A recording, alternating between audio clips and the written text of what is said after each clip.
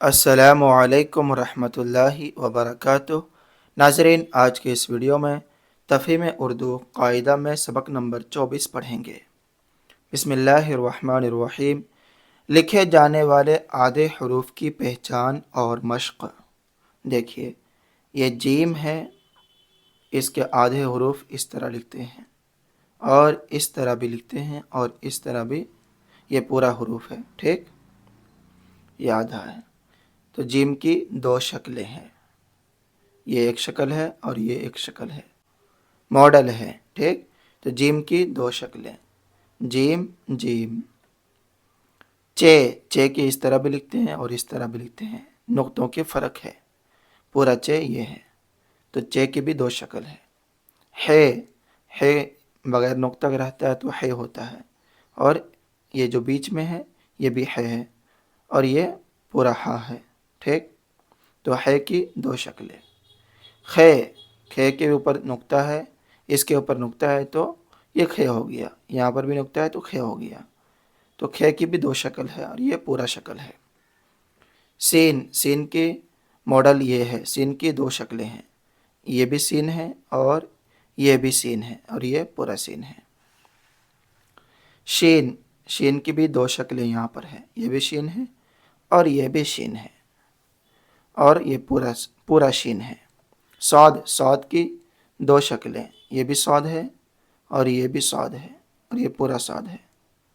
और ज़ौद की दो शक्लें, ये भी ज़ौद है, ये भी सौद है, और ये पूरा ज़ौद है। आइन की दो शक्लें, शुरू में आइन और बीच में आइन इस तरह लिखते हैं, और ये पूरा आइन है। गैन की दो शक्लें, ये भी गैन है, ये भी गैन है, और ये गैन की पूरा शक्ल है। फ़ा की यहाँ पे दो शक्लें हैं, ये भी एक मॉडल है और ये भी एक मॉडल है, ये पूरा फ़ा है। काफ़ इस तरह भी लिखते हैं और इस तरह भी काफ़ लिखते हैं, और ये पूरा काफ़ है, ठीक। नुक्ते का फ़र्क है यहाँ पर, देखिए, फ़े में एक नुक्ता होता है तो काफ़ में दो नुक्ता होता है। काफ़ इस तरह लिखते हैं और इस तरह भी लिखते हैं, और ये पूरा काफ़ इस तरह लिखते हैं। गाफ की ये एक शक्ल है और इस तरह भी गाफ लिखते हैं, और ये पूरा गाफ है।